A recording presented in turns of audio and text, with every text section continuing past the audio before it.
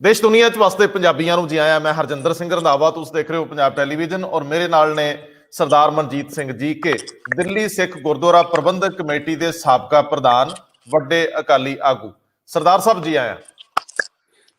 ਵਾਹਿਗੁਰੂ ਜੀ ਕਾ ਖਾਲਸਾ, ਵਾਹਿਗੁਰੂ ਜੀ ਕੀ ਫਤਿਹ। ਵਾਹਿਗੁਰੂ ਜੀ ਕੀ ਫਤਿਹ। ਦੋਸਤੋ, ਸ਼੍ਰੋਮਣੀ ਗੁਰਦੁਆਰਾ ਪ੍ਰਬੰਧਕ ਕਮੇਟੀ ਤੋਂ ਬਾਅਦ ਸਿੱਖਾਂ ਦੀ ਸਭ ਤੋਂ ਸਤਿਕਾਰਤ ਸੰਸਥਾ ਦਿੱਲੀ ਸਿੱਖ ਗੁਰਦੁਆਰਾ ਪ੍ਰਬੰਧਕ ਕਮੇਟੀ ਔਰ ਇਸ ਦੇ ਆਗੂ ਸਦਾ ਕਿਸੇ ਨਾ ਕਿਸੇ ਕੰਟਰੋਵਰਸੀ ਚ ਰਹਿੰਦੇ ਆ ਔਰ ਸਾਡੇ ਕੌਮੀ ਨਜ਼ਰੀਏ ਤੋਂ, ਅਧਿਆਤਮਿਕ ਖਾਸੇ ਦੇ ਨਜ਼ਰੀਏ ਤੋਂ ਕਈ ਸਵਾਲ ਉੱਠਦੇ ਰਹਿੰਦੇ ਆ। ਅੱਜ ਜਿਹੜੇ ਮੌਜੂਦਾ ਪ੍ਰਧਾਨ ਹੈ ਸਰਦਾਰ ਮਨਜਿੰਦਰ ਸਿੰਘ ਸਿਰਸਾ, ਉਹਨਾਂ ਦੇ ਉੱਤੇ ਇੱਕ FIR ਦਰਜ ਹੁੰਦੀ ਹੈ। ਬੇਸ਼ੱਕ ਉਹ ਕੱਲ ਸ਼ਾਮ ਨੂੰ ਹੁੰਦੀ ਹੈ, ਰੌਲਾ ਅੱਜ ਪੈਂਦਾ ਹੈ। ਉਹਨਾਂ ਦਾ ਵਿਊ ਪੁਆਇੰਟ ਜਿਹੜਾ ਸਾਹਮਣੇ ਆ ਰਿਹਾ ਸੀ ਕਿ ਇਹ FIR ਟੋਟਲ ਸਿਆਸਤ ਤੋਂ ਪ੍ਰੇਰਿਤ ਹੈ, ਕਿਉਂਕਿ ਮੈਂ ਦਿੱਲੀ ਦੇ ਵਿੱਚ ਕਿਸਾਨੀ ਮੋਰਚੇ 'ਚ ਲੱਕ ਬੰਨ ਕੇ ਜੁਟਿਆ, ਇਸ ਕਰਕੇ ਇਹ BJP ਸਰਕਾਰ ਵੱਲੋਂ ਮੇਰੇ ਤੇ ਵੈਂਡੇਟਾ ਪੋਲਿਟਿਕਸ ਕੀਤੀ ਗਈ ਹੈ। ਦੂਜੇ ਬੰਨੇ ਉਹਨਾਂ ਦੇ ਇਲਜ਼ਾਮ ਸੀ ਕਿ ਮਨਜੀਤ ਸਿੰਘ GK ਮੋਦੀ ਦੀ ਗੋਦੀ 'ਚ ਬਹਿ ਗਿਆ। ਤੀਜਾ ਸਵਾਲ ਉਹਨਾਂ ਨੇ ਕੀਤਾ ਸੀ ਕਿ ਜਦੋਂ ਇਹ FIR ਦੀ ਟਾਈਮਿੰਗ ਤੇ ਗੱਲ ਹੁੰਦੀ ਹੈ ਤੇ ਮੈਂ ਉਦੋਂ ਇੱਥੇ ਸੀਗਾ ਹੀ ਨਹੀਂ, ਮੈਂ ਦੇਸ਼ ਵਿੱਚ ਨਹੀਂ ਸੀਗਾ। ਸੋ ਸਵਾਲ ਬੜੇ ਵੱਡੇ ਆ। ਦਿੱਲੀ ਸਿੱਖ ਗੁਰਦੁਆਰਾ ਪ੍ਰਬੰਧਕ ਕਮੇਟੀ ਸ਼੍ਰੋਮਣੀ ਕਮੇਟੀ ਵਾਂਗ ਹੀ ਬਾਦਲਕਿਆਂ ਦੇ ਆਪਣੇ ਦਲ ਦੇ ਪ੍ਰਬੰਧ ਹੇਠ ਹੈ, ਉਹਨਾਂ ਦੀ ਸਾਰੀ ਐਗਜ਼ੈਕਟਿਵ ਬਾਡੀ ਹੈ। ਸੋ ਸਵਾਲ ਸੁਖਬੀਰ ਸਿੰਘ ਬਾਦਲ ਦੇ ਸਾਹਮਣੇ ਔਰ ਬਾਦਲ ਪਰਿਵਾਰ ਦੇ ਸਾਹਮਣੇ ਵੀ ਬਹੁਤ ਵੱਡਾ ਹੈ ਕਿ ਜਦੋਂ FIR ਹੋ ਜਾਂਦੀ ਹੈ, ਇੱਕ FIR ਪਹਿਲੋਂ ਹੁੰਦੀ ਹੈ। ਹਾਲਾਂਕਿ ਸਰਦਾਰ ਮਨਜੀਤ ਸਿੰਘ GK ਤੇ ਵੀ ਇਲਜ਼ਾਮ ਲੱਗਦੇ ਰਹੇ ਆ, ਲੇਕਿਨ ਹੁਣ ਕਿਉਂਕਿ ਇੱਕ ਕੰਟਰੋਵਰਸੀ ਬਣ ਗਈ ਆ, GK ਸਾਹਿਬ ਸਾਡੇ ਨਾਲ ਆ, ਇਹਨਾਂ ਤੋਂ ਪੁੱਛਦੇ ਆ। ਸਿਰਸਾ ਸਾਹਿਬ ਨਾਲ ਸਾਡਾ ਸੰਪਰਕ ਹੋ ਨਹੀਂ ਸਕਿਆ, ਨਹੀਂ ਤੇ ਮੈਂ ਚਾਹੁੰਦਾ ਸੀ ਡਿਬੇਟ 'ਚੋਂ ਵੀ ਹੁੰਦੇ। ਲੇਕਿਨ GK ਸਾਹਿਬ, ਮੈਨੂੰ ਸਭ ਤੋਂ ਪਹਿਲਾਂ ਇਹ ਦੱਸੋ ਕਿ ਵਾਪਰ ਕੀ ਰਿਹਾ? ਦਿੱਲੀ ਸਿੱਖ ਗੁਰਦੁਆਰਾ ਪ੍ਰਬੰਧਕ ਕਮੇਟੀ ਵਰਗੀ ਵੱਡੀ ਸੰਸਥਾ, ਸਿੱਖਾਂ ਦੀ ਸ਼ਾਨ ਹੈ, ਔਰ ਤੁਸੀਂ ਉੱਥੇ ਬੜੇ ਵੱਡੇ ਪ੍ਰੋਗਰਾਮ ਕਰਕੇ ਸ਼੍ਰੋਮਣੀ ਕਮੇਟੀ ਨਾਲੋਂ ਵੀ ਸਗੋਂ 2 ਕਦਮ ਅੱਗੇ ਚੱਲਦੇ ਰਹੇ ਹੋ। ਲੇਕਿਨ ਹੁਣ ਕੀ ਹੋ ਗਿਆ ਕਿ ਲਗਾਤਾਰ ਉਥੋਂ ਨਮੋਸ਼ੀ ਸਹਿਣੀ ਪੈ ਰਹੀ ਆ, ਇੱਕ ਤੋਂ ਬਾਅਦ ਇੱਕ FIR ਹੋ ਰਹੀ ਆ, ਇੱਕ ਤੋਂ ਬਾਅਦ ਇੱਕ ਘੁਟਾਲਾ ਨੰਗਾ ਹੋ ਰਿਹਾ। ਆਫਟਰ ਆਲ ਇਹ ਵਾਪਰ ਕੀ ਰਿਹਾ? ਬਹੁਤ ਵਧੀਆ ਤੁਸੀਂ ਮੌਕਾ ਚੁਣਿਆ, ਕਿਉਂਕਿ ਇਸ ਵੇਲੇ ਤੰਦੂਰ ਪੂਰਾ ਭਖਿਆ ਹੋਇਆ। ਕੋਈ ਇਹਦੇ 'ਚ ਪਰੌਂਠਾ ਲਾਉਣ ਦੀ ਕੋਸ਼ਿਸ਼ ਕਰ ਰਿਹਾ, ਕੋਈ ਰੋਟੀ ਲਾਉਣ ਦੀ ਜੀ। ਇਸ ਵੇਲੇ ਜਿਹੜੀ ਘਟਨਾਕ੍ਰਮ ਹੋਇਆ, ਮੈਂ ਉਸ ਨੂੰ ਕਲੈਰਿਟੀ ਕਰ ਦਵਾਂ। ਸਰ ਮਨਜਿੰਦਰ ਸਿੰਘ ਸਿਰਸਾ ਇਹ ਆਖ ਰਹੇ ਨੇ ਕਿ ਮੈਂ ਬਹੁਤ ਵੱਡੀ ਸੇਵਾ ਕਰ ਰਿਹਾ ਵਾਂ ਕਿਸਾਨ ਮੋਰਚੇ ਦੀ। ਮੈਂ ਸਮਝਦਾ ਵਾਂ ਕਿ ਇਹ ਲੰਗਰ ਲੈ ਕੇ ਜਾਂਦੇ ਨੇ ਤੇ ਕਿਸਾਨਾਂ ਨੇ ਲੰਗਰ ਭਜਾ ਦਿੱਤਾ ਸੀਗਾ। ਤੁਹਾਨੂੰ ਪਤਾ ਜਦੋਂ ਪਿਛਲੇ ਦਿਨਾਂ ਦੇ ਵਿੱਚ ਹੋਇਆ ਸੀਗਾ, ਸਿੰਘੂ ਬਾਰਡਰ ਤੇ ਏਡੀ ਵੱਡੀ ਸਟੇਜ ਆ, ਸਾਰੇ ਲੀਡਰ ਬੈਠਦੇ ਆ। ਇਹ ਅੱਜ ਤੱਕ ਕਿਸੇ ਨੇ ਸਟੇਜ ਤੇ ਨਹੀਂ ਚੜ੍ਹਨ ਦਿੱਤਾ ਸਰ ਮਨਜਿੰਦਰ ਸਿੰਘ ਸਿਰਸਾ ਨੂੰ।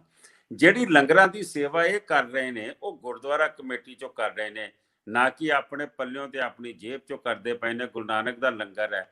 ਔਰ ਕਮਾਲ ਦੀ ਗੱਲ ਇਹ ਹੈ ਕਿ ਇਹਨਾਂ ਦੇ ਜਿਹੜਾ ਲਾਇਆ ਹੋਇਆ ਸ਼ਮਿਆਨਾ, ਉੱਥੇ ਕੋਈ ਲੰਗਰ ਖਾਣ ਕਿਸਾਨਾਂ ਚੋਂ ਨਹੀਂ ਜਾਂਦਾ। ਹੋਰ ਜਿਹੜੇ ਉੱਥੇ ਆਲੇ ਦੁਆਲੇ ਏਡੇ ਫੈਕਟਰੀਆਂ ਨੇ, ਇੰਡਸਟਰੀਜ਼ ਨੇ, ਉਹ ਜ਼ਰੂਰ ਜਾਂਦੀਆਂ ਨੇ। ਦੂਜੀ ਗੱਲ, ਜਿਹੜਾ ਸੇਵਾ ਦੀ ਗੱਲ ਕਰ ਰਿਹਾ, ਅਸੀਂ ਕਿਸਾਨ ਮੋਰਚੇ 'ਚ ਸ਼ਾਇਦ ਗੁਰਦੁਆਰਾ ਕਮੇਟੀ ਤੋਂ ਬਾਹਰ ਰਹਿੰਦੇ ਹੋਏ ਵੀ ਮੈਂ ਕੀ ਅਮਾਊਂਟ ਦੱਸਾਂ ਜਾਂ ਕਿਹੜੀ ਗੱਲ ਦੱਸਾਂ ਜਾਂ ਕਿਹੜੀ ਚੀਜ਼ ਨਹੀਂ ਅਸੀਂ ਪ੍ਰੋਵਾਈਡ ਕਰ ਰਹੇ, ਉਹ ਅਸੀਂ ਵੀ ਕਰ ਰਹੇ ਹਾਂ। ਲੇਕਿਨ ਸਾਨੂੰ ਸ਼ੌਂਕ ਨਹੀਂ ਹੈ ਕਿ ਅਸੀਂ ਲੋਕਾਂ ਦੇ ਅੱਗੇ ਆ ਕੇ ਦੱਸੀਏ। ਦੂਜੀ ਗੱਲ, ਇਹ ਆਖਦੇ ਨੇ ਕਿ ਮੇਰੇ ਉੱਤੇ ਇਸ ਕਰਕੇ ਪਰਚਾ ਹੋਇਆ ਕਿਉਂਕਿ ਮੈਂ ਕਿਸਾਨੀ ਮੋਰਚੇ ਦੇ ਵਿੱਚ ਮਦਦ ਕਰਦਾ ਪਿਆ ਸੀਗਾ। ਹੁਣ ਉਹ ਕੱਲ ਦੇ ਪਰਚੇ ਦੀ ਗੱਲ ਸੁਣ ਲਓ ਕਿ ਕੱਲ ਜਦੋਂ ਇਹਨਾਂ ਨੂੰ UP ਦੇ ਵਿੱਚ ਬਰੇਲੀ ਦੇ ਲਾਗੇ ਕਿਤੇ ਪੁਲਿਸ ਰੋਕਦੀ ਹੈ, ਔਰ ਜਦੋਂ ਪੁਲਿਸ ਰੋਕਦੀ ਹੈ, ਉਹ DSP ਇਹਨਾਂ ਨਾਲ ਗੱਲ ਕਰ ਰਿਹਾ ਹੁੰਦਾ ਤੇ ਆਪੇ ਹੀ ਉਹਦੇ 'ਚ ਬੋਲਦੇ ਨੇ, ਜਿਹਨਾਂ ਦੀ ਤੁਸੀਂ ਆਪਣੀ ਜਿਹੜੀ ਲਾਈਵ ਉਹਦੇ 22 ਸਕਿੰਟ ਤੋਂ ਬਾਅਦ ਸੁਣੋ, ਮੈਂ ਆਪਕੀ गाड़ी में बैठ जाता हूँ, मेरे को कोई दिक्कत नहीं है, आप ले चले, मेरे को जहाँ लेके जाना है। ਇਹ ਧੱਕੇ ਨਾਲ ਉਹਨਾਂ ਦੀ ਗੱਡੀ 'ਚ ਬਹਿ ਜਾਂਦੇ ਨੇ ਤਾਂ ਕਿ ਮੈਂ ਪੁਲਿਸ ਮੈਨੂੰ ਜੇ ਬਿਠਾਏਗੀ, ਉਹ ਮੇਰੀ ਵੀਡੀਓ ਵਾਇਰਲ ਹੋਏਗੀ, ਉਹ ਲੱਖਾਂ ਤੱਕ ਪਹੁੰਚੇਗੀ, ਮੈਨੂੰ ਉਹਦਾ ਕੋਈ ਨਾ ਕੋਈ ਕ੍ਰੈਡਿਟ ਮਿਲੇਗਾ। ਦੂਜਾ ਆਖਦੇ ਨੇ ਕਿ ਮੈਨੂੰ ਅਰੈਸਟ ਕੀਤਾ ਗਿਆ ਔਰ ਮੈਨੂੰ ਅਰੈਸਟ ਕਰਕੇ ਛੱਡਿਆ ਗਿਆ। ਮੇਰਾ ਖਿਆਲ ਹੈ ਰੰਧਾਵਾ ਸਾਹਿਬ, ਤੁਸੀਂ ਏਡੇ ਸਿਆਣੇ ਹੋ, ਜਦੋਂ ਬੰਦਾ ਅਰੈਸਟ ਹੁੰਦਾ ਨਾ, ਉਹਦੀ ਜਾਮਾ ਤਲਾਸ਼ੀ ਹੁੰਦੀ ਹੈ।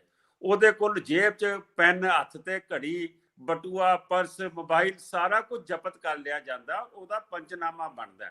ਇਹ ਪੁਲਿਸ ਦੀ ਗੱਡੀ 'ਚ ਬੈਠੇ ਹੋਏ, ਉੱਥੋਂ ਦੀ ਘੰਟੇ ਦਾ ਸਫ਼ਰ ਸੀ ਜਾਂ ਜਿੱਥੇ ਵੀ ਇਹ ਜਾ ਰਹੇ ਸੀਗੇ, ਉੱਥੋਂ ਦੀ ਨੈਸ਼ਨਲ TV ਦੇ ਉੱਤੇ ਡਿਬੇਟ ਕਰਦੇ ਜਾ ਰਹੇ ਨੇ। ਤੇ ਮੈਨੂੰ ਅਰੈਸਟ ਦੀ ਡੈਫੀਨੇਸ਼ਨ ਨਹੀਂ ਸਮਝ ਆਈ, ਇਹਨਾਂ ਨੂੰ ਅਰੈਸਟ ਕਿੰਨੇ ਕੀਤਾ। ਦੂਜੀ ਗੱਲ, ਮੇਰਾ ਸਵਾਲ ਸਾਰ ਸੁਖਬੀਰ ਸਿੰਘ ਬਾਦਲ ਤੇ, ਇਹ ਮੈਂ ਬਾਅਦ ਚ ਲੈ ਕੇ ਆਣਾ, ਪਹਿਲੇ ਮੈਂ ਦੂਜੀਆਂ ਗੱਲਾਂ ਕਰਨਾ, ਤੁਹਾਡੇ ਦੂਜੇ ਸਵਾਲਾਂ ਦਾ ਮੈਂ ਜਵਾਬ ਦੇ ਦਵਾਂ। ਉਹਨਾਂ ਨੇ ਆਖਿਆ ਕਿ ਵੀ ਮੇਰੇ ਤੇ ਪਰਚਾ ਤਾਂ ਹੋਇਆ, ਔਰ ਸੁਖਬੀਰ ਸਿੰਘ ਬਾਦਲ ਦਾ ਵੀ ਅੱਜ ਬਿਆਨ ਆ ਗਿਆ ਹੁਣੇ ਘੰਟਾ ਕੁ ਪਹਿਲੇ, ਕਿ ਮਨਜਿੰਦਰ ਸਿੰਘ ਸਿਰਸਾ ਤੇ ਇਸ ਲਈ ਪਰਚਾ ਦਰਜ ਹੋਇਆ ਕਿ ਉਹ ਕਿਸਾਨਾਂ ਦੀ ਸੇਵਾ ਕਰਦਾ ਪਿਆ, ਕਿਸਾਨਾਂ ਦੇ ਮੋਰਚੇ 'ਚ ਲੱਗਾ ਹੋਇਆ। ਭਾਜੀ, ਅਕਾਲੀ ਦਲ ਨੂੰ ਕਿਤੇ ਚੜ੍ਹਨ ਨਹੀਂ ਦਿੱਤਾ ਜਾ ਰਿਹਾ। ਸੁਖਬੀਰ ਸਿੰਘ ਬਾਦਲ ਨੂੰ ਫਤਿਹਗੜ੍ਹ ਸਾਹਿਬ 25, 26, 27 3 ਦਿਨ ਪ੍ਰੋਗਰਾਮ ਹੁੰਦਾ, 28 ਤਰੀਕ ਜਾਂਦੇ ਨੇ ਤੇ ਉੱਥੋਂ ਭਜਾ ਦਿੱਤਾ ਜਾਂਦਾ। ਬੀਬਾ ਜਦੋਂ ਪਿੰਡਾਂ 'ਚ ਸਮਾਗਮ ਕਰਨ ਜਾਂਦੀ ਹੈ, ਪਹਿਲੇ ਪਿੰਡ 'ਚ ਕਾਲੇ ਝੰਡਿਆਂ ਨਾਲ ਭਜਾ ਦਿੱਤਾ ਜਾਂਦਾ। ਸਰਸਾ ਸਾਹਿਬ ਨੂੰ ਦਿੱਲੀ 'ਚ ਕਿਸੇ ਸਟੇਜ ਤੇ ਨਹੀਂ ਚੜ੍ਹਨ ਦਿੱਤਾ ਜਾਂਦਾ। ਇਹ ਕਿਹੜੇ ਕਿਸਾਨਾਂ ਦੀ ਗੱਲ ਕਰ ਰਹੇ ਨੇ? ਇਹ ਆਖਦੇ ਨੇ ਕਿ ਮੈਨੂੰ ਕਿਸਾਨਾਂ ਕਰਕੇ ਮੇਰੇ ਤੇ ਪਰਚਾ ਹੋਇਆ। ਹੁਣ ਮੈਂ ਤੁਹਾਨੂੰ ਦੱਸ ਦਿੰਦਾ, ਜਿਹੜੀ ਇਹਨਾਂ ਦੀ ਲਾਈਵ ਆਈ ਹੈ ਨਾ ਰਾਤੀ ਕਿ ਅਸੀਂ ਅਰੈਸਟ ਹੋਏ ਆ, ਮੈਨੂੰ ਅਰੈਸਟ ਕਰ ਲਿਆ, ਉਹ ਹੈਗੀ ਹੈ 11 ਵਜੇ ਦੀ। ਜੇ ਐਗਜ਼ੈਕਟ ਟਾਈਮ ਲਵਾਂ 10:45 ਔਰ 11 ਵਜੇ ਦੇ ਵਿਚਕਾਰ ਦੀ ਹੈ। ਜਿਹੜਾ ਇਹ ਪਰਚਾ ਦਰਜ ਹੋਇਆ, ਮੇਰੇ ਕੋਲ FIR ਹੈਗੀ ਹੈ, ਮੇਰੇ ਕੋਲ FIR ਦੀ ਕਾਪੀ ਹੈ।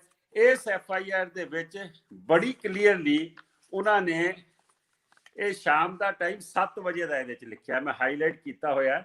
ਇਹ 7 ਵਜੇ ਦਾ ਟਾਈਮ ਉਹ ਲਿਖਦੇ ਨੇ ਕਿ ਭਾਈ 7 ਵਜੇ ਪਰਚਾ ਦਰਜ ਹੋਇਆ। ਔਰ ਤੁਹਾਡੀ ਜਿਹੜੀ ਪੁਲਿਸ ਨਾਲ ਕਾਰਵਾਈ ਹੋ ਰਹੀ ਹੈ ਯੂਪੀ ਦੇ ਵਿੱਚ, ਉਹ ਰਾਤੀ 11:15 11 ਜਾਂ 11:15 ਵਜੇ ਹੋ ਰਹੀ ਹੈ। ਮੈਂ ਸਮਝਦਾ ਵਾਂ ਕਿ ਤੁਸੀਂ ਹਰੇਕ ਚੀਜ਼ ਨੂੰ ਆਪਣੀ ਐਡਵਾਂਟੇਜ ਤੇ ਖੇਡਣਾ ਚਾਹੁੰਦੇ ਹੋ, ਝੂਠ ਬੋਲਦੇ ਹੋ। ਅਗਲੀ ਗੱਲ, ਉਹਨਾਂ ਨੇ ਮੈਨੂੰ ਆਖਿਆ ਕਿ ਮੈਂ ਮੋਦੀ ਦੀ ਗੋਦੀ 'ਚ ਬਹਿ ਗਿਆ ਵਾਂ। ਮੈਨੂੰ ਨਹੀਂ ਸਮਝ ਆਉਂਦੀ ਕਿ ਮੈਂ ਕਿੱਦਾਂ ਮੋਦੀ ਦੀ ਗੋਦੀ 'ਚ ਬਹਿ ਗਿਆ। ਤੁਸੀਂ ਸਰਟੀਫਿਕੇਟ ਦਿਓਗੇ ਜਾਂ ਬਾਦਲ ਸਾਹਿਬ ਦੇਣਗੇ? ਉਹ ਬਾਦਲ ਸਾਹਿਬ, ਜਿਹੜੇ ਵੱਡੇ ਬਾਦਲ ਸਾਹਿਬ ਦੀ ਫੋਟੋ ਸਾਰੀ ਦੁਨੀਆ 'ਚ ਵਾਇਰਲ ਹੋਈ ਹੈ, RSS ਦੇ ਮੁਖੀ ਸੁਦਰਸ਼ਨ ਦੇ ਚਰਨਾਂ ਦੇ ਵਿੱਚ ਮੱਥਾ ਟੇਕਦੇ ਹੋਏ ਦੀ। ਸੁਖਬੀਰ ਸਿੰਘ ਬਾਦਲ ਤੇ ਬੀਬਾ ਦੀਆਂ ਫੋਟੋਆਂ ਕਿੰਨੀਆਂ ਵਾਇਰਲ ਹੋਈਆਂ ਨੇ। ਮੈਂ ਮਨਜਿੰਦਰ ਸਿੰਘ ਸਿਰਸਾ ਨੂੰ ਪੁੱਛਣਾ ਚਾਹੁੰਦਾ ਕਿ BJP ਦਾ ਪਟਾ ਗਲ 'ਚ ਪਾ ਕੇ ਇਲੈਕਸ਼ਨ ਤੁਸੀਂ ਲੜਦੇ ਰਹੇ ਹੋ, ਤੁਸੀਂ MLA ਵੀ ਬਣੇ ਹੋ, ਤੁਸੀਂ ਕਾਉਂਸਲਰ ਵੀ ਬਣੇ ਹੋ, ਤੁਹਾਡੀ ਸਰਦਾਰਨੀ ਸਾਹਿਬਾ ਵੀ ਕਾਉਂਸਲਰ ਬਣੇ ਨੇ, ਔਰ ਤੁਸੀਂ ਅੱਜ ਵੀ ਪੈਨਸ਼ਨ ਲੈ ਰਹੇ ਹੋ। BJP ਦੇ ex-MLA ਨੂੰ ਜਿਹੜੀ ਪੈਨਸ਼ਨ ਮਿਲਦੀ ਅੱਜ ਵੀ ਤੁਹਾਡੇ ਅਕਾਊਂਟ 'ਚ ਆ ਰਹੀ ਹੈ, ਔਰ ਤੁਸੀਂ ਮੇਰਾ ਨਾਂ ਲੈ ਰਹੇ ਹੋ। ਮੈਂ ਤੁਹਾਨੂੰ ਉਹ ਵੀ ਵੀਡੀਓ ਯਾਦ ਕਰਾ ਦੇਣਾ, ਸਰਸਾ ਸਾਹਿਬ ਜਦੋਂ MLA ਦੀ ਇਲੈਕਸ਼ਨ ਲੜ ਰਹੇ ਸੀ, ਤੁਹਾਡੀ ਸਟੇਜ ਦੇ ਉੱਤੇ ਉਹ ਸਾਧਵੀ ਇੱਕ ਮਿਨਿਸਟਰ, ਜਿਹੜੀ ਬੀਬਾ ਦੇ ਡਿਪਾਰਟਮੈਂਟ ਦੀ ਛੋਟੀ ਮਿਨਿਸਟਰ ਸੀਗੀ ਫੂਡ ਐਂਡ ਪ੍ਰੋਸੈਸਿੰਗ ਦੇ ਵਿੱਚ, ਉਹ ਆ ਕੇ ਸਟੇਜ ਤੇ ਬੋਲਦੀ ਪਈ ਸੀ, हिंदुस्तान में 2 किस्म के लोग हैं, एक रामजादे हैं, एक हरामजादे हैं। ਔਰ ਸਿਰਸਾ ਜੀ, ਤੁਸੀਂ ਪਿੱਛੇ ਖਲੋ ਕੇ ਤਾਲੀਆਂ ਮਾਰਦੇ ਪਏ ਸੀ, ਤੁਸੀਂ ਟਿੱਕਾ ਤੇ ਚੁੰਨੀਆਂ ਪਾਈਆਂ ਹੋਈਆਂ ਸੀਗੀਆਂ। ਤੁਸੀਂ ਮੇਰੇ ਉੱਤੇ ਇਲਜ਼ਾਮ ਲਾ ਰਹੇ ਹੋ ਕਿ ਮੈਂ ਮੋਦੀ ਦੀ ਗੋਦੀ 'ਚ ਬਹਿ ਗਿਆ ਵਾਂ। ਮੈਂ ਸਮਝਦਾ ਵਾਂ ਕਿ ਇਹ ਕਿਸੇ ਨੂੰ ਦੱਸਣ ਦੀ ਲੋੜ ਨਹੀਂ ਮੋਦੀ ਦੀ ਗੋਦੀ 'ਚ ਕੌਣ ਬੈਠਾ। ਵੱਡੇ ਬਾਦਲ ਸਾਹਿਬ ਦਾ ਸਾਰਾ ਜ਼ੋਰ ਹੁੰਦਾ ਸੀ ਕਿ ਸੁਖਬੀਰ ਨੂੰ ਡਿਪਟੀ CM ਬਣਾ ਦੇਵਾਂ, ਸੁਖਬੀਰ ਦਾ ਸਾਰਾ ਜ਼ੋਰ ਹੁੰਦਾ ਸੀ ਕਿ ਬੀਬਾ ਲਈ ਵਜ਼ਾਰਤ ਲੈ ਲਵਾਂ, ਔਰ ਤੁਹਾਡਾ ਸਾਰਿਆਂ ਦਾ ਜ਼ੋਰ ਇਹ ਹੁੰਦਾ ਸੀਗਾ ਕਿ ਸਾਨੂੰ MLA ਦੀ ਟਿਕਟ ਮਿਲ ਜਾਵੇ। ਮੈਂ ਸਮਝਦਾ ਇਹ ਜਿਹੜੇ ਇਲਜ਼ਾਮ ਨੇ ਇਹ ਵੀ ਝੂਠੇ ਨੇ। ਉਹਦੇ ਬਾਅਦ ਮੈਂ ਜਿਹੜੀ ਚੀਜ਼ ਤੁਹਾਨੂੰ ਦੱਸਣਾ ਚਾਹ ਰਿਹਾ ਕਿ DSGMC ਦਾ ਕਾਨੂੰਨ ਕੀ ਹੈ, ਐਕਟ ਕੀ ਹੈ। ਸਾਡਾ ਐਕਟ ਜਿਹੜਾ ਨਾ, ਇਹਨੂੰ ਕਹਿੰਦੇ ਨੇ ਦਿੱਲੀ ਸਿੱਖ ਗੁਰਦੁਆਰਾ ਐਕਟ 1971, ਇਹ ਪਾਰਲੀਮੈਂਟ ਨੇ ਬਣਾਇਆ। ਸਾਡੇ ਐਕਟ ਦੇ ਵਿੱਚ ਰੰਧਾਵਾ ਸਾਹਿਬ ਜਨਰਲ ਸੈਕਟਰੀ ਦੀਆਂ ਪਾਵਰਸ ਕੀ ਨੇ? ਐਡਮਿਨਿਸਟ੍ਰੇਸ਼ਨ ਟੋਟਲ ਜਨਰਲ ਸੈਕਟਰੀ ਕੋਲ ਹੈ। ਹੁਣ ਐਡਮਿਨਿਸਟ੍ਰੇਸ਼ਨ 'ਚ ਕੀ ਆਉਂਦਾ ਹੈ? ਐਡਮਿਨਿਸਟ੍ਰੇਸ਼ਨ 'ਚ ਆਉਂਦਾ ਹੈ ਅਕਾਊਂਟ, ਐਡਮਿਨਿਸਟ੍ਰੇਸ਼ਨ 'ਚ ਆਉਂਦੀ ਹੈ ਫਾਈਨਾਂਸ, ਐਡਮਿਨਿਸਟ੍ਰੇਸ਼ਨ 'ਚ ਆਉਂਦਾ ਪਰਸੋਨਲ, ਐਡਮਿਨਿਸਟ੍ਰੇਸ਼ਨ ਦੇ ਵਿੱਚ ਆਉਂਦਾ ਹੈ ਰਿਕਾਰਡ, ਜਿਹੜਾ ਵੀ ਸਾਡੀਆਂ ਪ੍ਰਾਪਰਟੀਆਂ ਦੇ ਕਾਗਜ਼ ਜਾਂ ਸਾਡੀ ਜਿਹੜੀ ਬਿਲਿੰਗ ਹੈ ਜਾਂ ਜੋ ਕੁਛ ਹੈ, ਸਾਰਾ ਰਿਕਾਰਡ ਜਨਰਲ ਸੈਕਟਰੀ ਦੇ ਅੰਡਰ ਹੈ। ਔਰ ਅਖੀਰ 'ਚ ਐਡਮਿਨਿਸਟ੍ਰੇਸ਼ਨ ਦੇ ਥੱਲੇ ਆਉਂਦੀ ਹੈ ਸਟੇਟ, ਜਿੰਨੀਆਂ ਜਗ੍ਹਾ ਜ਼ਮੀਨਾਂ ਗੁਰਦੁਆਰੇ ਸਕੂਲ ਕਾਲਜ ਜਿੰਨੇ ਲਏ ਨੇ, ਇਹ ਸਾਰਾ ਐਡਮਿਨਿਸਟ੍ਰੇਸ਼ਨ ਜਨਰਲ ਸੈਕਟਰੀ ਦੇ ਥੱਲੇ ਆਉਂਦਾ। ਇਹਨਾਂ ਨੇ ਇਹ ਇਲਜ਼ਾਮ ਲਾਇਆ ਹੈ ਕਿ ਜਿਸ ਦਿਨ ਇਹ ਬਿੱਲ ਵਗੈਰਾ ਸਾਈਨ ਹੋਏ ਨੇ, ਜਿਹੜੇ ਵੀ ਸੰਨ ਦੇ ਵਿੱਚ, ਇਹ ਬਿੱਲ ਜਿੱਦਣ ਸਾਈਨ ਹੋਏ ਨੇ, ਮੈਂ ਦੇਸ਼ ਦੇ ਵਿੱਚ ਨਹੀਂ ਸੀਗਾ, ਮੈਂ ਵਿਦੇਸ਼ ਦੇ ਵਿੱਚ ਸੀਗਾ। ਜਿਸ ਦਿਨ ਇਹ ਬਿੱਲ ਸਾਈਨ ਹੋਏ ਨੇ ਉਸ ਦਿਨ ਇਹ ਦਿੱਲੀ ਗੁਰਦੁਆਰਾ ਕਮੇਟੀ ਦੇ ਦਫ਼ਤਰ ਦੇ ਵਿੱਚ ਹੈਗਾ ਸੀਗਾ, ਔਰ ਮੈਂ ਇਹਦਾ ਪ੍ਰੂਫ ਦਿਆਂਗਾ। ਔਰ ਅਗਰ ਮੈਂ ਪ੍ਰੂਫ ਨਾ ਦੇ ਸਕਾਂ ਤੇ ਮੈਂ ਸਿਆਸਤ ਛੱਡਾਂਗਾ। ਮੈਂ ਸਮਝਾਂਗਾ ਕਿ ਇਹ ਬੇਕਸੂਰ ਹੈ, ਅਸੀਂ ਕਸੂਰਵਾਰ ਆ। ਪ੍ਰਧਾਨ ਦੇ ਕੋਲ ਅਖੀਰ 'ਚ ਸਾਈਨ ਹੋਣ ਆਉਂਦੇ ਨੇ। ਇਹਨਾਂ ਨੇ ਕੀਤਾ ਕੀ ਇਸ ਕੇਸ ਦੇ ਵਿੱਚ? ਇਹਨਾਂ ਨੇ ਜਿਹੜੇ ਬਿੱਲ ਸਾਈਨ ਕੀਤੇ ਸੀਗੇ, ਜਿਹੜੇ ਬਿੱਲ ਪਾਸ ਕੀਤੇ ਸੀਗੇ, ਉਹ ਬਿੱਲ ਪਾੜ ਕੇ ਸੁੱਟ ਦਿੱਤੇ। ਇਹ 7 ਦਿਨ ਲੱਗੇ ਰਹੇ ਕਮਰਾ ਬੰਦ ਕਰਕੇ ਆਪਣੇ PA ਦੇ ਨਾਲ, ਔਰ ਉਹਦੇ ਨਾਲ ਮਿਲ ਕੇ ਸਾਰੇ ਜਿਹੜੇ ਰੈਲੇਵੈਂਟ ਡਾਕੂਮੈਂਟ ਸੀਗੇ ਉਸ ਪੀਰੀਅਡ ਦੇ ਇਹਨਾਂ ਨੇ ਪਾੜੇ। ਇਹਨਾਂ ਨੇ ਜਿਹੜਾ ਚਾਰਜ ਸੀਗਾ ਉਹ ਜ਼ਰੂਰ ਜੁਆਇੰਟ ਸੈਕਟਰੀ ਨੂੰ ਦਿੱਤਾ ਹੋਇਆ ਸੀ, ਲੇਕਿਨ ਜੁਆਇੰਟ ਸੈਕਟਰੀ ਦਾ ਤੇ ਸਿਰਫ ਚੈੱਕ ਤੇ ਸਾਈਨ ਦਾ ਮਤਲਬ ਹੈ। ਇਹਨਾਂ ਨੇ ਤੇ ਟੋਟਲ ਬਿੱਲ ਆਪ ਅਪਰੂਵ ਕੀਤੇ ਨੇ ਜਿਹੜੇ ਕੇਸ ਦੇ ਵਿੱਚ FIR ਹੋਈ ਹੈ। ਔਰ ਇਹ FIR ਬੜੀ ਕਲੀਅਰਲੀ ਤੁਹਾਨੂੰ ਮੈਂ ਦੱਸ ਦਵਾਂ, ਇਹਦੇ ਜਿਹੜਾ ਕਾਲਮ ਨੰਬਰ 7 ਹੁੰਦਾ, ਇਹ ਕਾਲਮ ਨੰਬਰ 7 ਮੈਂ ਹਾਈਲਾਈਟ ਕੀਤਾ ਹੋਇਆ, ਇਹ ਇਨ ਦੀ ਨੇਮ ਆਫ ਮਨਜਿੰਦਰ ਸਿੰਘ ਸਿਰਸਾ। ਇਹ ਮਨਜਿੰਦਰ ਸਿੰਘ ਸਿਰਸੇ ਦੇ ਨਾਂ ਦੇ ਕਿਉਂ ਹੈ ਐਂਡ ਅਦਰਸ ਲਿਖਿਆ, ਮਨਜਿੰਦਰ ਸਿੰਘ ਸਿਰਸਾ ਐਂਡ ਅਦਰਸ, ਇਹ ਕਿਉਂ ਹੈ? ਜਿਹੜੀ ਕੰਪਲੇਂਟ 2019 ਦੇ ਮਾਰਚ ਦੇ ਮਹੀਨੇ ਚ ਕੀਤੀ ਸੀਗੀ, ਉਹਦੇ ਚ ਕੰਪਲੇਂਟ ਸਿਰਫ ਸਿਰਸੇ ਦੇ ਖਿਲਾਫ ਸੀ। ਅੱਜ ਪੌਣੇ 2 ਸਾਲ ਬਾਅਦ EOW ਨੇ, ਕਿਸੇ ਬਿਹਾਰ ਦੇ ਥਾਣੇ ਨੇ ਨਹੀਂ, EOW ਨੇ ਇਹਨਾਂ ਦੇ ਉੱਤੇ ਇਹ ਧਾਰਾ ਲਾ ਕੇ, ਧਾਰਾ ਕੀ ਲਾਈਆਂ ਨੇ? ਧਾਰਾ ਲਾਈਆਂ ਨੇ 420, 406, 120, ਇਹ ਧਾਰਾ ਲਾ ਕੇ 120B, ਇਹ ਇਹਨਾਂ ਦੇ ਉੱਤੇ FIR ਦਰਜ ਕੀਤੀ ਹੈ।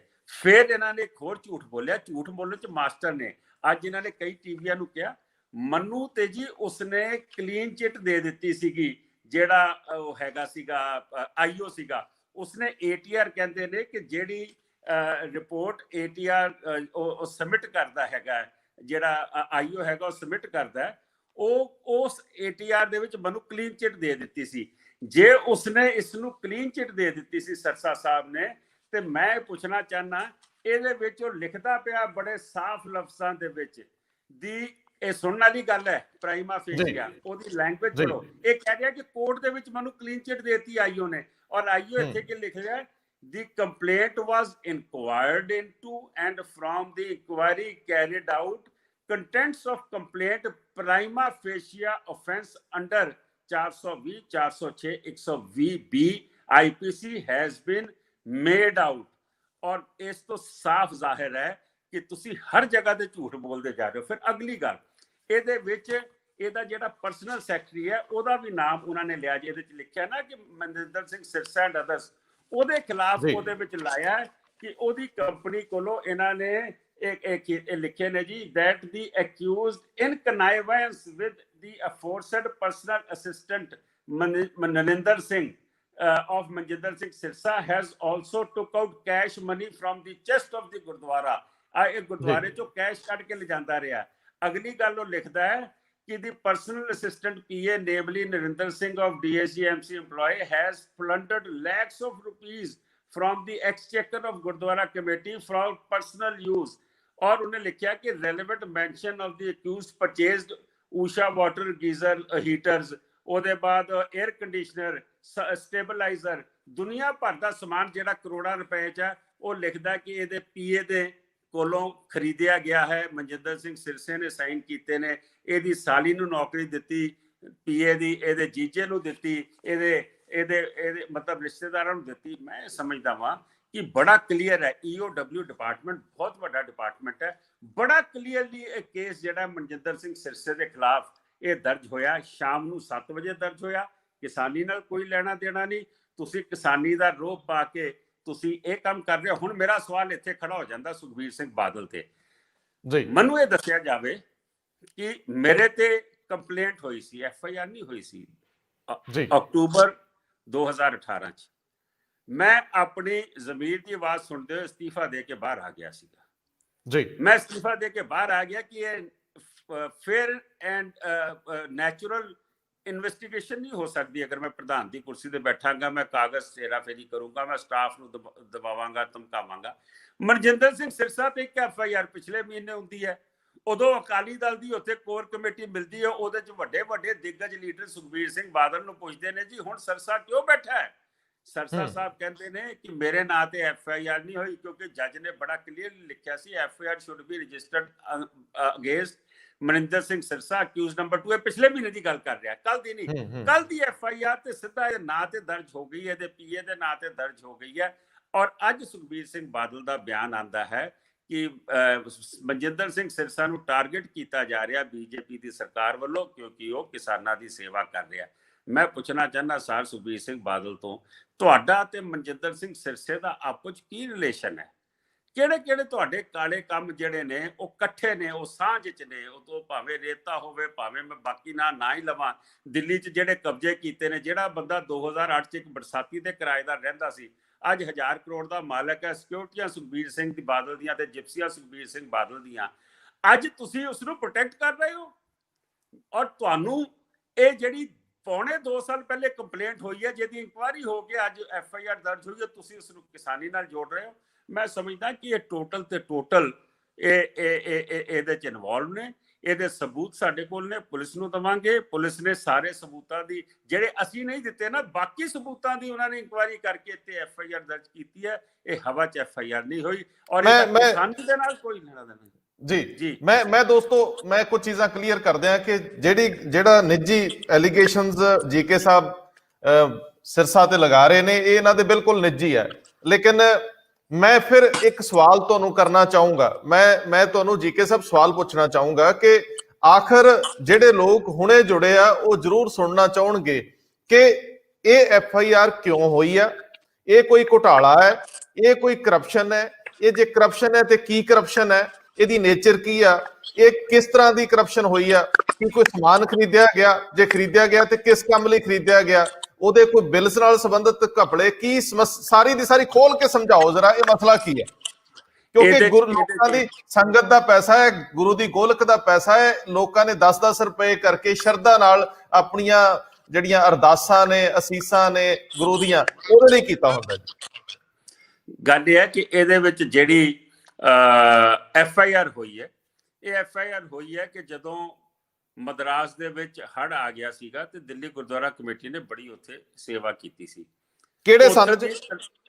ਇਹ ਮੇਰਾ ਖਿਆਲ 2015-16, 15 ਅਖੀਰ ਤੇ 16 ਸ਼ੁਰੂ ਚ, ਨਵੰਬਰ ਦਸੰਬਰ ਚ ਕਿ ਜਨਵਰੀ ਚ, ਹੁਣ ਮੈਨੂੰ ਇਹਦਾ ਐਗਜ਼ੈਕਟ ਧਿਆਨ ਨਹੀਂ ਜੀ। ਉਹਦੇ ਚ ਮਨਜਿੰਦਰ ਸਿੰਘ ਸਿਰਸਾ ਆਖਦੇ ਨੇ, ਕਿਉਂਕਿ ਅਸੀਂ ਬੜਾ ਸਮਾਨ ਭੇਜਿਆ, ਅਸੀਂ ਖਾਲੀ ਇੱਥੇ ਨਹੀਂ, ਨੇਪਾਲ ਦੇ ਵਿੱਚ, ਜੰਮੂ ਕਸ਼ਮੀਰ ਦੇ ਵਿੱਚ, ਉੱਤਰਾਖੰਡ ਦੇ ਵਿੱਚ ਬਹੁਤ ਵੱਡੀ ਸੇਵਾ ਦਿੱਲੀ ਗੁਰਦੁਆਰਾ ਕਮੇਟੀ ਕਰਦੀ ਹੁੰਦੀ ਹੈ।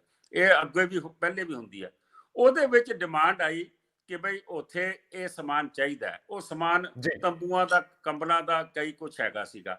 ਉਹ ਸਮਾਨ ਖਰੀਦਿਆ ਗਿਆ, ਜਿਹਦਾ ਪਰਚੇਸ ਕੀਤਾ ਗਿਆ, ਉਹਦਾ ਪਰਚੇਸ ਜਿਹੜਾ ਹੈਗਾ ਉਹ ਸਟੋਰ ਦੀਆਂ ਐਂਟਰੀਆਂ ਨੇ, ਸਮਾਨ ਆਇਆ, ਸਭ ਕੁਛ ਆਇਆ। ਲੇਕਿਨ ਜਿਹੜੀ ਕੰਪਲੇਂਟ ਕੀਤੀ ਗਈ, ਕੰਪਲੇਂਟ 'ਚ ਆਖਿਆ ਗਿਆ ਕਿ ਜਿਹੜੀ ਕੰਪਨੀ ਤੋਂ ਮਾਲ ਖਰੀਦਿਆ ਗਿਆ ਉਹ ਕੰਪਨੀ ਮੌਜੂਦ ਨਹੀਂ ਹੈ, ਉਹ ਕੰਪਨੀ ਜਿਹੜੀ ਹੈ ਉਸ ਐਡਰੈਸ ਤੇ ਮੌਜੂਦ ਨਹੀਂ ਹੈ, ਇਹਦੇ 'ਚ ਘਪਲਾ ਹੋਇਆ, ਇਹਦੇ ਸਭ ਕੁਝ ਹੋਇਆ।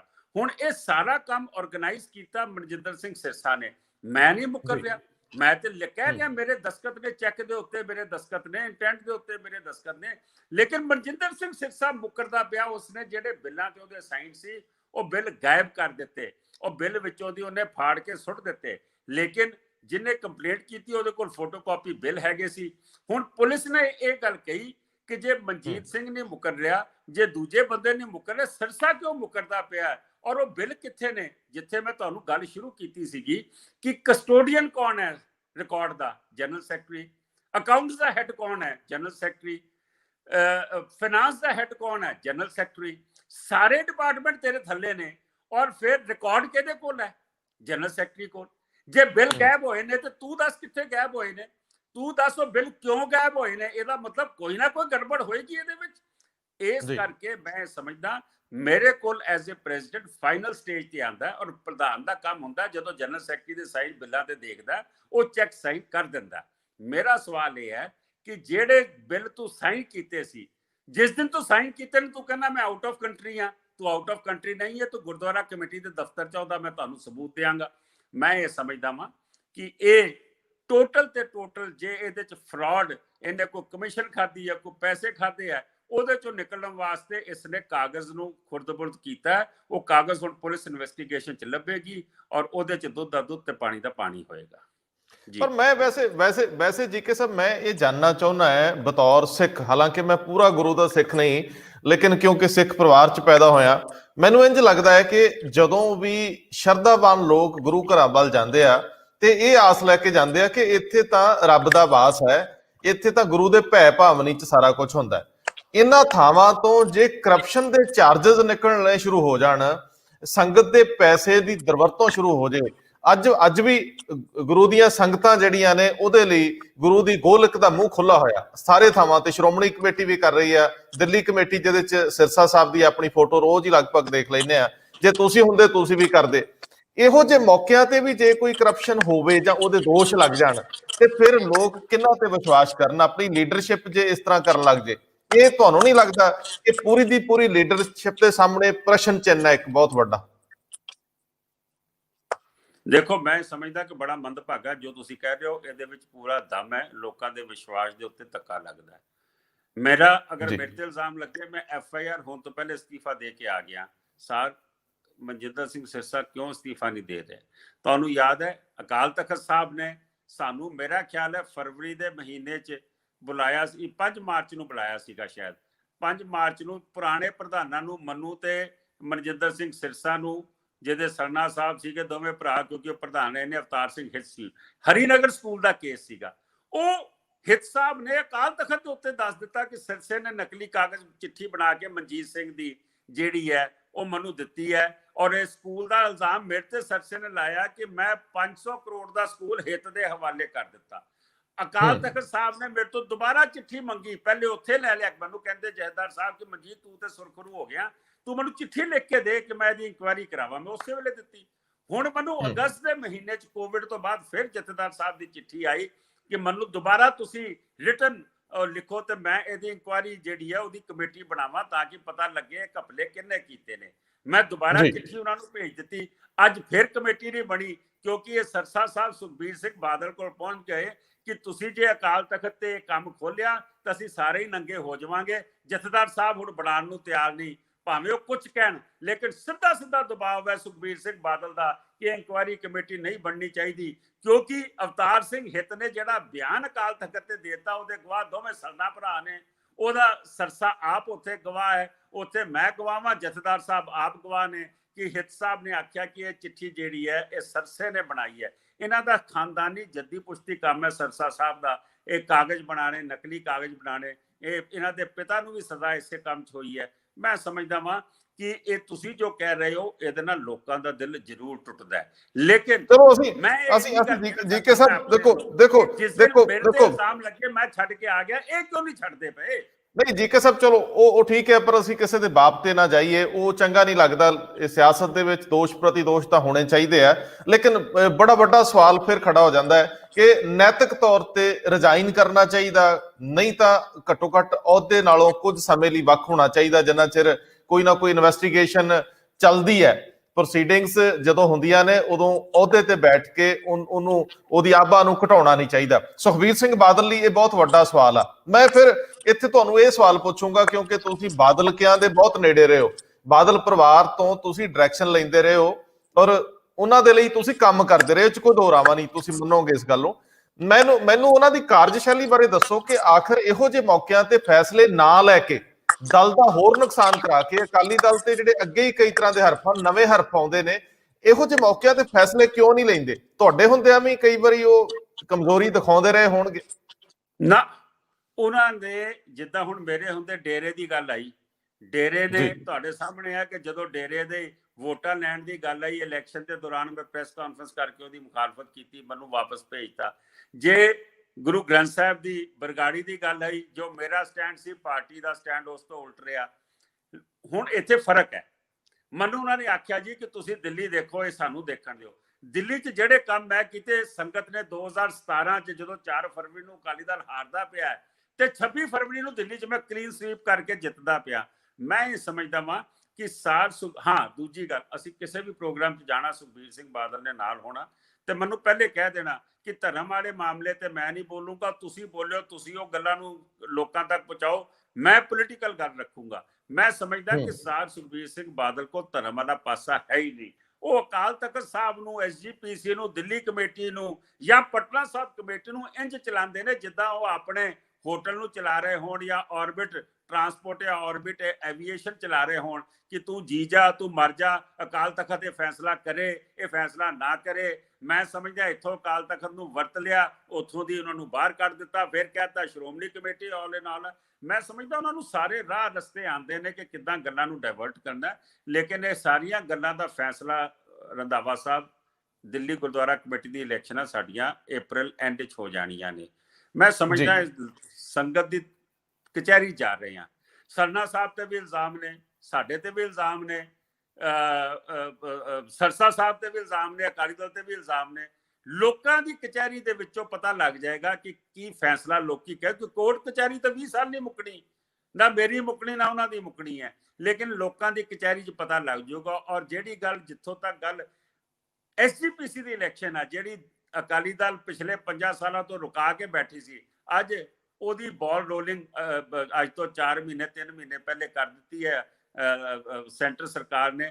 ਉਹਦੀ ਇਲੈਕਸ਼ਨ 'ਚ ਵੀ ਪਤਾ ਲੱਗ ਜਾਊਗਾ ਕਿ ਇਹ ਪਰਿਵਾਰ ਅਕਾਲੀ ਦਲ ਨੂੰ ਲੀਡ ਕਰੇਗਾ ਕਿ ਨਵੀਂ ਲੀਡਰਸ਼ਿਪ ਆਏਗੀ, ਇਹ ਵੀ ਤੁਹਾਡੇ ਸਾਹਮਣੇ ਆਏਗੀ। ਨਹੀਂ, ਪਰ ਮੈਨੂੰ ਸਭ ਤੋਂ ਵੱਡੀ ਮੁਸ਼ਕਲ ਇਹ ਆਉਂਦੀ ਹੈ ਕਿ ਤੁਸੀਂ 4 ਜਾਂ 5 ਉੱਥੇ ਵੱਡੇ ਲੀਡਰ ਹੋ। ਜੇ ਅਸੀਂ ਪੁਰਾਣੇ ਹਿੱਤ ਸਾਹਿਬ ਤੋਂ ਸ਼ੁਰੂ ਕਰ ਲਈਏ ਤੇ ਉਹਨਾਂ ਤੇ ਉਹ ਸਕੂਲ ਕਾਲਜ ਦਾ ਮਸਲਾ ਪੈ ਗਿਆ ਜਿਹੜਾ ਅਕਾਲ ਤਖਤ ਸਾਹਿਬ ਤੇ ਆਇਆ। ਸਰਨੇ ਭਰਾਵਾਂ ਤੇ ਵੀ ਇਲਜ਼ਾਮ ਨੇ, ਭਾਵੇਂ ਉਹ ਅੱਜ ਸੁਰਖਰੂ ਆਪਣੇ ਆਪ ਨੂੰ ਸਮਝਦੇ ਹੋਣ, ਲੇਕਿਨ ਇਲਜ਼ਾਮ ਤੁਸੀਂ ਇੱਕ ਦੂਜੇ ਤੇ ਲਾਉਂਦੇ ਹੀ ਰਹੇ ਹੋ।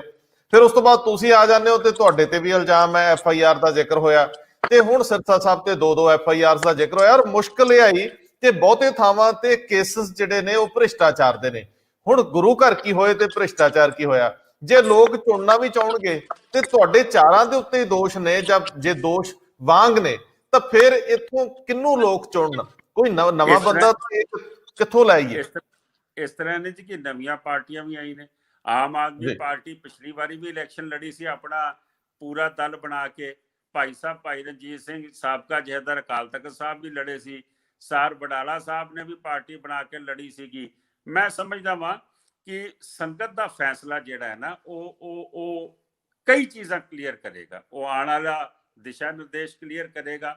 ਦੂਜੀ ਗੱਲ, ਜਿਹੜੀ ਗੱਲ ਤੁਸੀਂ ਕਹਿ ਰਹੇ ਹੋ ਕਿ ਕਿਸੇ ਮੰਦਰ ਮਸਜਿਦ ਜਾਂ ਗਿਰਜੇ ਦੀ ਵਿੱਚ ਇਲੈਕਸ਼ਨ ਸਿਸਟਮ ਨਹੀਂ ਹੈ। ਇਹ ਇਲੈਕਸ਼ਨ ਸਿਸਟਮ ਸਿਰਫ ਸਾਡੇ ਵਿੱਚ ਹੈ, ਭਾਵੇਂ SGPC ਹੋਵੇ, ਦਿੱਲੀ ਕਮੇਟੀ ਹੋਵੇ, ਭਾਵੇਂ ਪਟਨਾ ਸਾਹਿਬ ਕਮੇਟੀ ਹੋਵੇ। ਇਹ ਇਲੈਕਸ਼ਨ ਸਿਸਟਮ ਜਿੱਥੇ ਆਏਗਾ ਉਹਦੇ 'ਚ ਜਿਹੜੀਆਂ ਕਮੀਆਂ ਦੂਜੀਆਂ ਇਲੈਕਸ਼ਨ ਸਿਸਟਮ 'ਚੋਂ ਇਹਦੇ 'ਚ ਵੀ ਹੌਲੀ ਹੌਲੀ ਕ੍ਰੌਪ ਇਨ ਕਰਦੀਆਂ ਨੇ। ਅਗਲੀ ਗੱਲ, ਅਸੀਂ ਕਹਿੰਦੇ ਹਾਂ ਕਿ ਸਾਡਾ ਧਰਮ ਤੇ ਸਿਆਸਤ ਇਕੱਠੀ ਹੈ। ਸ਼੍ਰੋਮਣੀ ਅਕਾਲੀ ਦਲ SGPC ਨੂੰ ਵੀ ਕੰਟਰੋਲ ਕਰਦਾ, ਦਿੱਲੀ ਕਮੇਟੀ ਨੂੰ ਵੀ ਕੰਟਰੋਲ ਕਰਦਾ। ਜਦੋਂ ਇਲੈਕਸ਼ਨਾਂ ਹੁੰਦੀਆਂ ਨੇ ਉਦੋਂ ਸ਼੍ਰੋਮਣੀ ਕਮੇਟੀ ਵੀ ਵਰਤੀ ਜਾਂਦੀ ਹੈ, ਦਿੱਲੀ ਕਮੇਟੀ ਵੀ ਵਰਤੀ ਜਾਂਦੀ ਆ। ਮੈਂ MLA ਔਰ MP ਦੀ ਇਲੈਕਸ਼ਨ 'ਚ ਗੱਲ ਕਰ ਰਿਹਾ ਵਾਂ। ਤੁਸੀਂ ਜਦੋਂ ਇਹ ਚੀਜ਼ਾਂ ਵਰਤੋਗੇ, ਇਸੇ ਲਈ ਜਿਹੜੀ ਮੈਂ ਪਾਰਟੀ ਬਣਾਈ ਹੈ ਜਗ ਆਸਰਾ ਗੁਰੂ ਜਾਗੋ ਪਾਰਟੀ ਬਣਾਈ ਹੈ, ਉਹਦਾ ਮੈਂ ਪਹਿਲਾ ਏਜੰਡਾ ਰੱਖਿਆ ਕਿ ਸਾਡਾ ਕੋਈ ਵੀ ਮੈਂਬਰ, ਕੋਈ MLA, ਕੋਈ MP ਜਾਂ ਕੋਈ ਕਾਉਂਸਲਰ ਦੀ ਇਲੈਕਸ਼ਨ ਨਹੀਂ ਲੜੇਗਾ ਜੇ ਉਸਨੇ ਧਰਮ ਦੀ ਰਾਜਨੀਤੀ ਕਰਨੀ ਹੈ। ਸੋ ਇਸ ਕਰਕੇ ਅਸੀਂ ਇੱਕ ਲਕੀਰ ਖਿੱਚੀ ਹੈ। ਦੇਖਦੇ ਹਾਂ ਸੰਗਤ ਉਹਦੇ ਤੇ ਕੀ ਫੈਸਲਾ ਕਰਦੀ ਹੈ। ਔਰ ਇਹ ਆਖਰੀ ਸਵਾਲ ਜੀ, ਆਖਰੀ ਸਵਾਲ ਹੈ। ਇੱਕ ਬੜਾ ਜੈਨੂਇਨ ਲੋਕ ਸਵਾਲ ਕਰਦੇ ਆ, ਤੁਸੀਂ ਸਾਰੇ ਜਿੰਨੇ ਵੀ ਬਾਦਲਕਿਆਂ ਦੇ ਵਿਰੋਧੀ ਹੋ, ਅਕਸਰ ਇਹ ਰੌਲਾ ਪੈਂਦਾ ਰਿਹਾ ਕਿ ਬਾਦਲਕਿਆਂ ਨੂੰ ਗੁਰੂ ਘਰਾਂ ਦੇ ਪ੍ਰਬੰਧ ਤੋਂ ਪਾਸੇ ਕਰਨਾ ਹੈ। ਇਹ ਸਾਰੀਆਂ ਹੀ ਬਾਦਲਕਿਆਂ ਦੇ ਵਿਰੋਧੀ ਧਿਰਾਂ ਗੱਲ ਕਰਦੀਆਂ ਰਹੀਆਂ, ਲੇਕਿਨ ਅੱਜ ਤੁਸੀਂ ਸਾਰੇ ਆਪੋ ਆਪਣੀ ਡਫਲੀ, ਆਪਣਾ ਆਪਣਾ ਰਾਗ, ਉਹ ਤੁਸੀਂ ਸਾਰੇ ਕਹਿ ਰਹੇ ਹੋ, ਜਿਨ੍ਹਾਂ ਦੇ ਵਿੱਚ ਭਾਈ ਸਾਹਿਬ ਭਾਈ ਰਣਜੀਤ ਸਿੰਘ, ਉਹਨਾਂ ਨੇ ਵੀ ਅਨਾਉਂਸਮੈਂਟ ਕਰਤੀ ਹੈ ਕਿ ਮੈਂ ਇਲੈਕਸ਼ਨ ਲੜਨੀ ਹੈ ਪੂਰੇ ਸਾਰੀਆਂ ਸੀਟਾਂ ਤੇ। ਸਰਨੇ ਭਰਾਵਾਂ ਕੋਲ ਵੀ ਇਲੈਕਸ਼ਨ ਲੜਨ ਦੀ ਸਮਰੱਥਾ ਹੈ ਤੇ ਉਹ ਕਹਿੰਦੇ ਮੈਂ ਲੜਨੀ ਆ। ਤੁਸੀਂ ਵੀ ਕਹਿੰਦੇ ਹੋ ਕਿ ਅਸੀਂ ਸਾਰੀਆਂ ਸੀਟਾਂ ਤੇ ਲੜਨੀ ਆ। ਇੱਕ ਰਾਗੀ ਸਿੰਘ ਨੇ, ਉਹ ਵੀ ਕਹਿ ਰਹੇ ਲੜਨੀ ਆ, ਔਰ ਆਮ ਆਦਮੀ ਪਾਰਟੀ ਵਾਲਿਆਂ ਦੀ ਵੀ ਤਿਆਰੀ ਹੈ।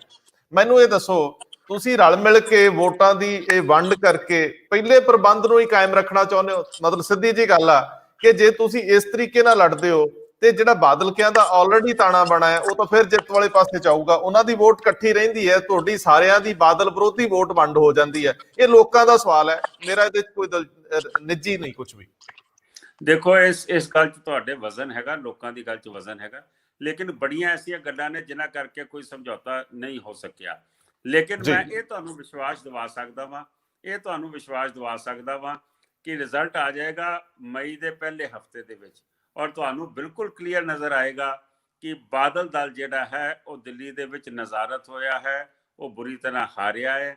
ਇਹਦਾ ਮੈਂ ਤੁਹਾਨੂੰ ਵਿਸ਼ਵਾਸ ਦੇ ਸਕਦਾ, ਕਿਉਂਕਿ ਜੋ ਇਹਨਾਂ ਨੇ 2 ਸਾਲਾਂ ਦੇ ਵਿੱਚ ਸਕੂਲਾਂ ਦਾ ਲੈਵਲ ਗੇਰ ਦਿੱਤਾ, ਜੋ 2 ਸਾਲਾਂ ਦੇ ਵਿੱਚ ਮੈਂ ਸਮਝਦਾ ਵਾਂ ਕਿ ਸਾਡਾ ਇਤਿਹਾਸ ਦੀ ਗੱਲ ਕਰ ਲਈਏ ਜਾਂ ਧਰਮ ਪ੍ਰਚਾਰ ਦੀ ਗੱਲ ਕਰ ਲਈਏ, ਜਿੱਥੇ ਫੇਲ ਹੋਏ ਨੇ ਉਹ ਸਾਰੀ ਗੱਲਾਂ ਦੇ ਜਵਾਬ ਦੇਣੇ ਪੈਣਗੇ। ਔਰ ਜਿਹੜਾ ਵੱਡਾ ਬੈਗੇਜ ਹੈ ਉਹ ਬੈਗੇਜ ਅਕਾਲੀ ਦਲ ਦਾ, ਪੰਜਾਬ ਦਾ, ਜਿਹਦੇ 'ਚ ਸੁਖਬੀਰ ਸਿੰਘ ਬਾਦਲ ਆ ਜਾਂਦੇ ਨੇ।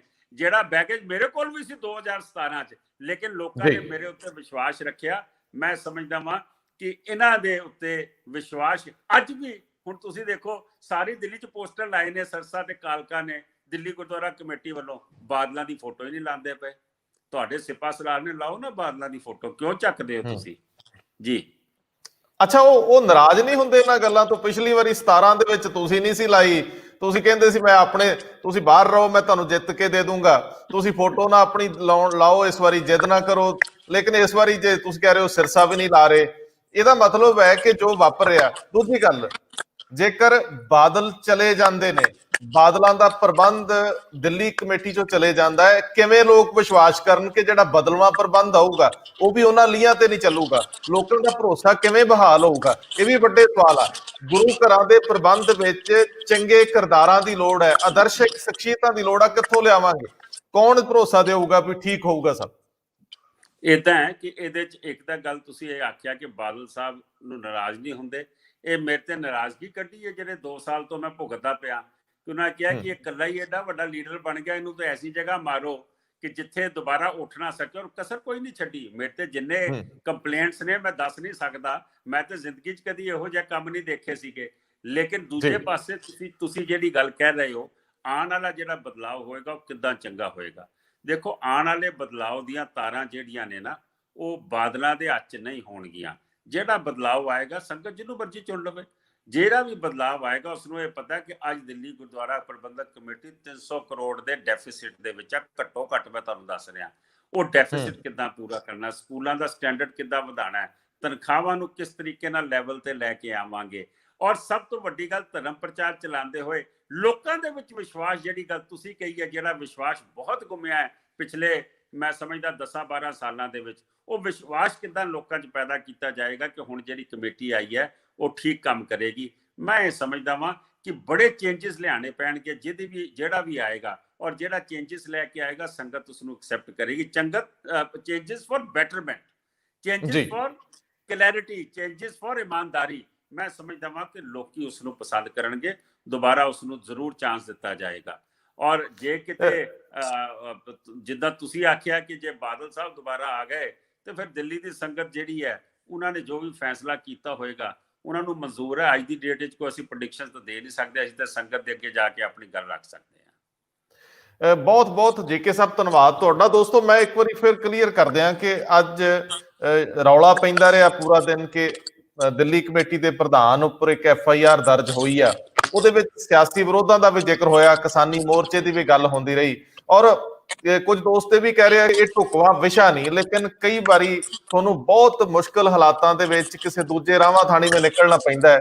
ਇਹ ਵੀ ਇੱਕ ਨਾਲ ਜੁੜਦਾ ਮਸਲਾ ਸੀ ਜਿਹਨੂੰ ਅਸੀਂ ਲਿਆ, ਕਿਉਂਕਿ ਮਨਜੀਤ ਸਿੰਘ ਜੀਕੇ ਦਿੱਲੀ ਕਮੇਟੀ ਦੇ ਪ੍ਰਧਾਨ ਰਹੇ ਆ, ਇਹਨਾਂ ਨੂੰ ਬਰੀਕੀਆਂ ਦਾ ਪਤਾ ਹੈ, ਔਰ ਦੂਜੇ ਇਹ ਆਪਸੀ ਰਾਈਵਲ ਨੇ। ਸਿਰਸਾ ਸਾਹਿਬ ਦੇ ਬਹੁਤੇ ਰਜੇਵੇਂ ਹੋਣਗੇ, ਇਸ ਕਰਕੇ ਸਾਡੇ ਨਾਲ ਨਹੀਂ ਆ ਸਕੇ। ਲੇਕਿਨ ਇੱਕ ਵਾਰੀ ਫਿਰ ਮੈਂ ਤੁਹਾਡਾ ਧੰਨਵਾਦ ਕਰਦਾ, ਬਹੁਤ ਮਿਹਰਬਾਨੀ। ਵਾਹਿਗੁਰੂ ਜੀ ਕਾ ਖਾਲਸਾ, ਵਾਹਿਗੁਰੂ ਜੀ ਕੀ ਫਤਿਹ।